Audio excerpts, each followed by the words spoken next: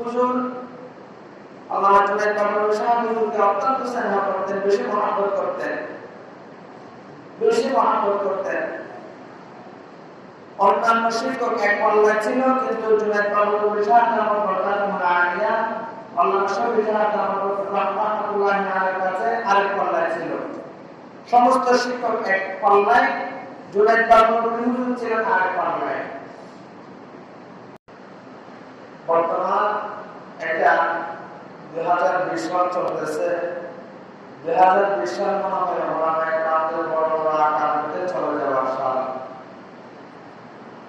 এই বছর যত বড় বড় ওলামায়ে ইন্তেকাল করেছে, আল্লাহ তাআলা তাকে সাড়া দিয়েছে, রব্বুল কারীমের দরবারে চলে গিয়েছে। আমার মনে হয় অন্যান্য বছর এত বড় বড় ওলামায়ে কেরাম যান নাই।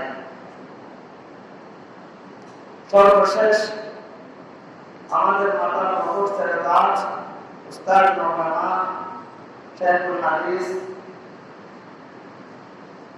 উনার ব্যাপারে লকব দিতে শেষ হয়ে যাবে, কিন্তু তার লকব শেষ হবে না, উনার উপাধি শেষ হবে না। আমাদের রাহবার ছিলেন। আমরা এখানে যে তিনজন আছি, অর্থাৎ মাওলানা আনস সাহেব দামাত বরকাতুল আলিয়া, মাওলানা মাওলানা সাহেব দামাত বরকাতুল আলিয়া এবং আমি অদম, আমাদের তিনজনের উস্তাদ। আমি বুখারী শরীফ মুকাম্মাল অর্থাৎ 30 পারা হুজুরের কাছ থেকে পড়েছি 2014-15 সালে। হুজুর 2016 সাল থেকে বুখারী শরীফ পাঠ করে দিয়েছেন। 2016 সালে যখন হুজুর অসুস্থতা লাভ করেছে, বেশি অসুস্থ হয়ে গেছে, তখন আল্লামা বর্তমান শাইখুল হাদিস মাদানী মাদ্রাসা শাইখুল হাদিস মুজাহিদুল মিল্লাত আল্লামা জুনায়েদ বাগদাদী সাহেব হুজুরকে বুখারী সাহিহ শেষের পড়া হুজুর দিয়ে দিয়েছেন। হুজুর আল্লামা জুনায়েদ বাগদাদী সাহেব হুজুরকে অত্যন্ত স্নেহ করতেন, বেশি মহব্বত করতেন। অন্যান্য শিক্ষক এক পাল্লায় ছিল, কিন্তু জুনায়েদ বাগদাদী সাহেব নামক বরকাতুল আলিয়া আল্লাহ শফি সাহেব নামক রাহমাতুল্লাহ আলাইহির কাছে আরেক পাল্লায় ছিল। সমস্ত শিক্ষক এক পাল্লায়, জুনায়েদ বাগদাদী হুজুর ছিলেন আরেক পাল্লায়। হুজুর যখন 2013 সালে গ্রেফতার হয়েছেন জুনায়েদ বাগদাদী সাহেব,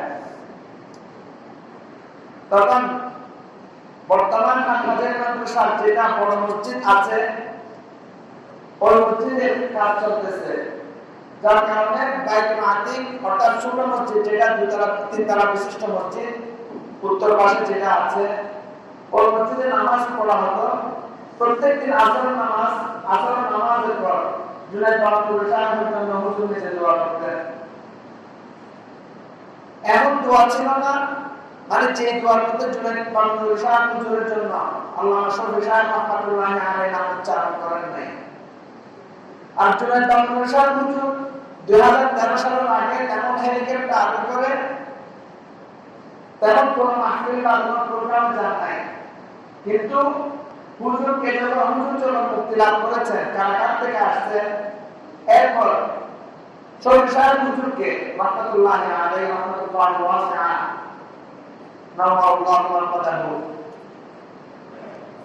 যখন যেখানে যেগুলো প্রোগ্রামে দাওয়াত দিতেন, কিন্তু শফি সাহেব হুজুর জুনায়েদ বাগদাদী সাহেব হুজুর ছাড়া যেতেন না। হুজুরের সফর মানেই জুনায়েদ বাগদাদী সহ যেতেন। এমন কোন সফর বাদ ছিল না যে সফরের মধ্যে জুনায়েদ সাহেব হুজুরকে নিয়ে যেতেন না। 2016 সালের মধ্যে নিজের কিতাব কোন উস্তাদকে দেন নাই, জুনায়েদ বাগদাদী সাহেবকে দিয়েছেন। কিন্তু আমরা যেগুলা প্রচার করতেছি, এটা একটু অতিরঞ্জিত করে ফেলতেছি আমরা। 2017 সালে যখন হুজুরের আরো অবনতি হলো, আরো বেশি অসুস্থতা হয়ে গেলেন আল্লামা শফি সাহেব রাহমাতুল্লাহ আলাইহি, তখন নিজের পরিপূর্ণ বুখারী শরীফ মজলিসে আলিমের মধ্যে বসে আল্লামা জুনায়েদ বাগদাদী সাহেবকে দিয়ে দিলেন। জুনাইদ বাবলুর শাহ হুজুর ব্যাপারে হুজুর নিজে বলতেছেন, আমার নিজে কেন শুনেছি, বলতেছে আমি মনে করি বর্তমান জামানার হাফিজুল হাদিস হচ্ছেন হাফিজ জুনাইদ বাবলুর। আল্লামা শরীফ হুজুর বলেছিলেন, আমার নিজের কানে শোনা, অন্যরূপ মধ্যে বলেছিলেন।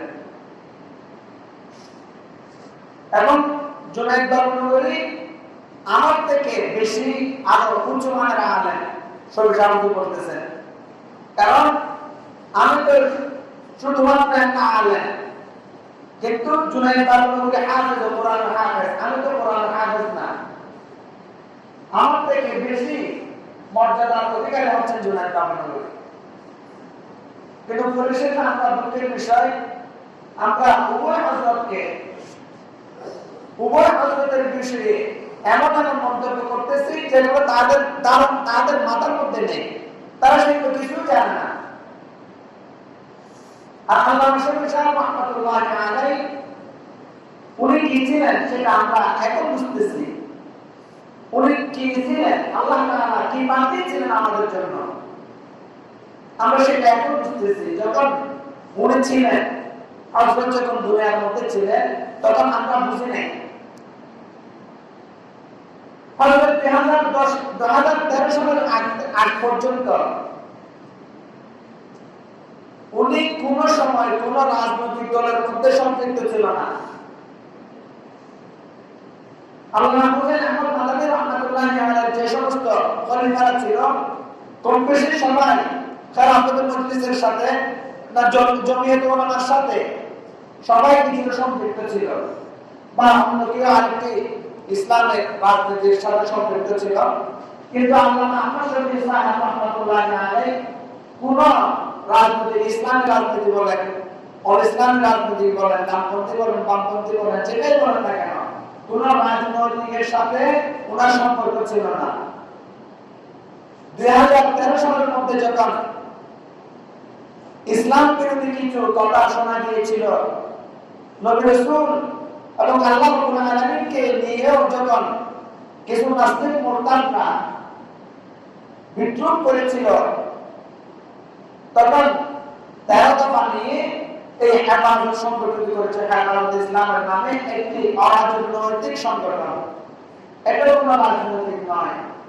কিন্তু এই হেফাজত ইসলামকে পরিষদের কিছু রাজনৈতিক ব্যক্তি এই হেফাজত ইসলামকে মোটামুটি চেষ্টা করেছিল একটা বিতর্কিত সৃষ্টি করার জন্য। তারা অনেকটাই শেষ পর্যন্ত প্রায় সফলতার দিকে আসছিল, কিন্তু আলহামদুলিল্লাহ পরিপূর্ণ সফলতা তারা লাভ করে নাই। এই হেফাজত ইসলামের প্রতিষ্ঠাতা আল্লামা শাহ শফিউল সাহেব রাহমাতুল্লাহি আলাইহি উনি দীর্ঘ প্রায় 34 বছর পর্যন্ত হাফেজ মাদ্রাসা পরিচালক, মহাপরিচালক ছিলেন।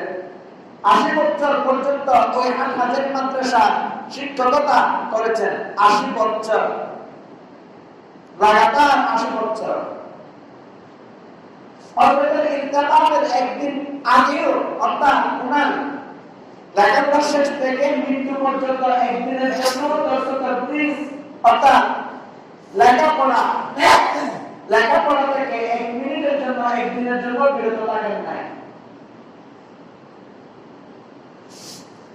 এবং আল্লাহ তাআলা হযরতকে দুনিয়ারও বাদশা বানিয়েছিলেন, আখিরাতেরও বাদশা আল্লাহ তাআলা বানান, এটা আমরা আশা রাখি। অনেকে বলে হযরতের আরেকটি বড় কারামাত, ওয়া কারামাতুল আউলিয়া হাক্কুন, ওলিদের কারামাত যেটা সত্য, উনি যে আল্লাহ তাআলার কাছে উনি যে একটা দুনিয়ার বাদশা ছিল, আল্লাহ তাআলা ওনাকে মুকুট ছাড়া, অর্থাৎ শিক্ষা আসন ছাড়া রাখতে চান নাই। উনি বার্ধক্যজনিত কারণে পরিশেষে বিভিন্ন কারণ যখন মাজুর হয়ে গেছেন, মৃত্যুর আগের দিন অর্থাৎ বৃহস্পতিবার রাত্রে রাত 10টার দিকে স্বেচ্ছায় হযরত ছেড়ে দিয়েছেন। কিছু আন্দোলন করেছে, কিন্তু ছাত্রদের আন্দোলন হযরতের বিরুদ্ধে ছিল না। ছাত্রদের আন্দোলন হযরতের বিরুদ্ধে ছিল না। আশা করি হযরতের কোন ছাত্র যারা পড়েছে এবং পড়ে নাই এখনো পর্যন্ত কোন ছাত্রের অন্তরে হযরতের বিপক্ষে হযরতের বিরুদ্ধে কোন ঘৃণা আছে আমি সেরকম মনে করি না। তো পরিশেষে উনি যখন পারতেছে না সরেছে হযরত ইহতিমামের দায়িত্ব ছেড়ে দিয়েছে, কিন্তু এই ইহতিমামের দায়িত্ব ছাড়া 24 ঘন্টার ভিতরে আল্লাহ তাআলা ডাক দিয়েছে।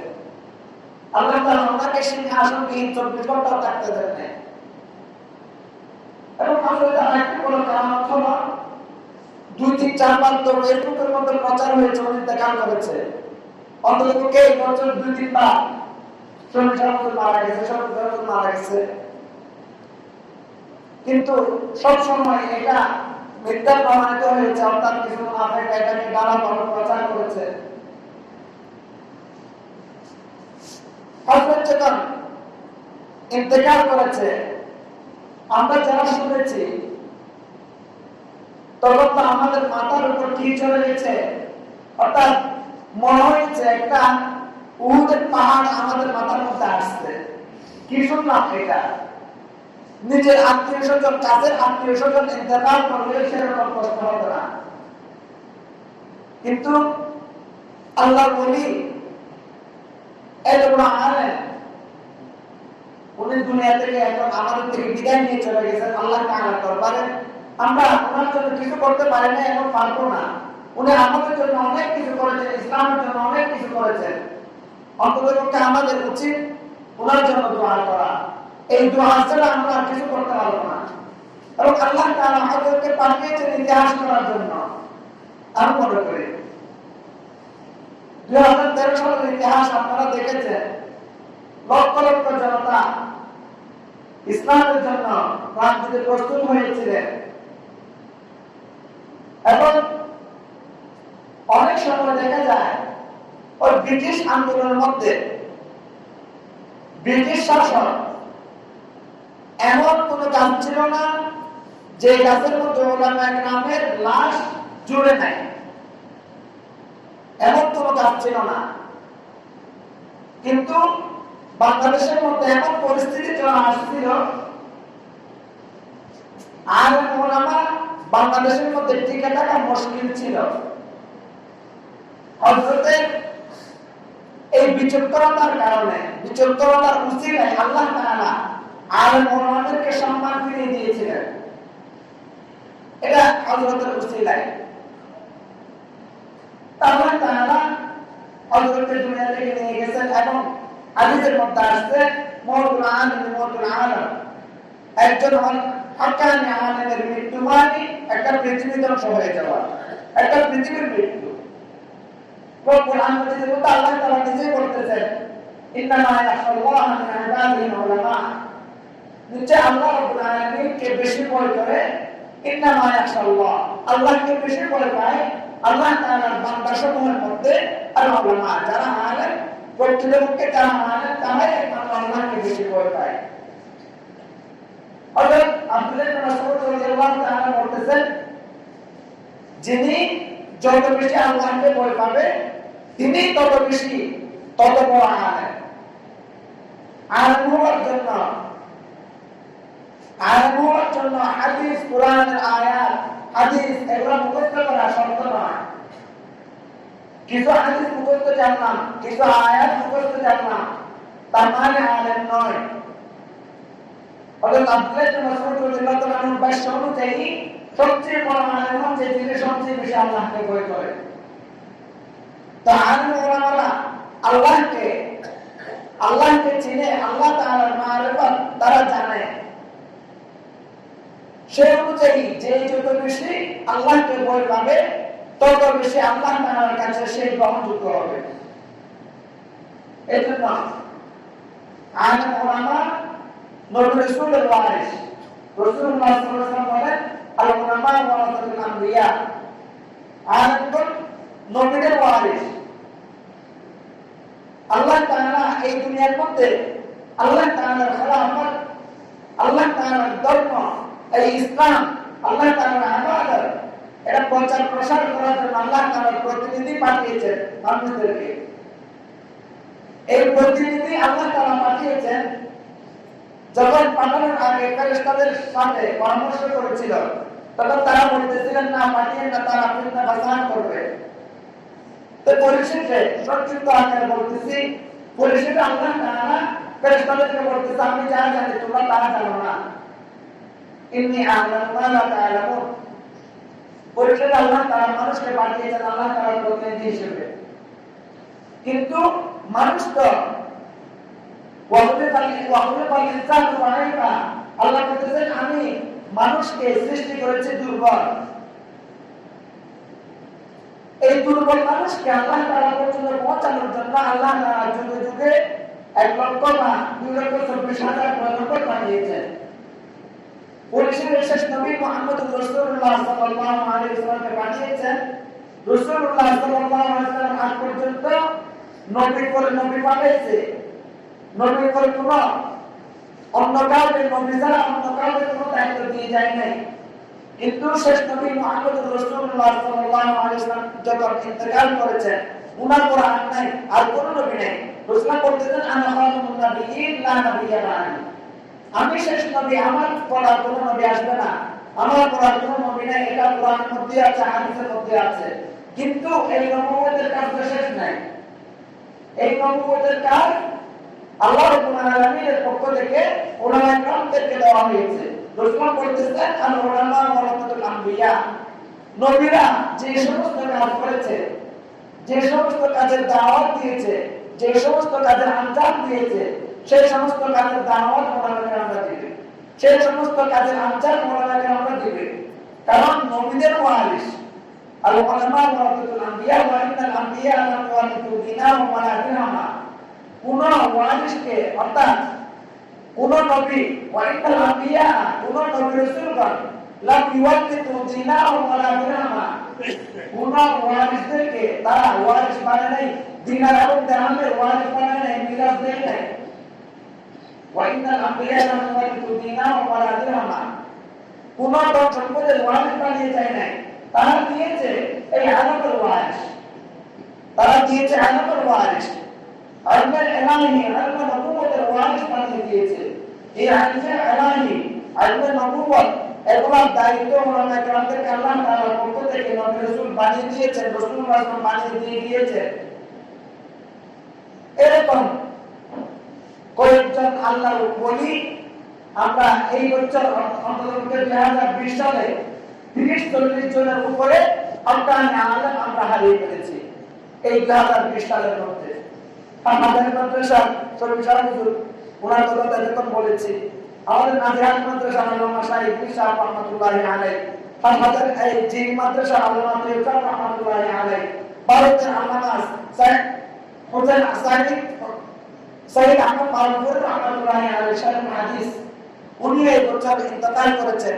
অনেক বড় বড় আলেম প্রায় 30-40 জনের লিস্ট হয়েছে, সবাই শারহ হাদিস, হাদিসের বান্দার ছিল তাদের অন্তরের মধ্যে, তাদের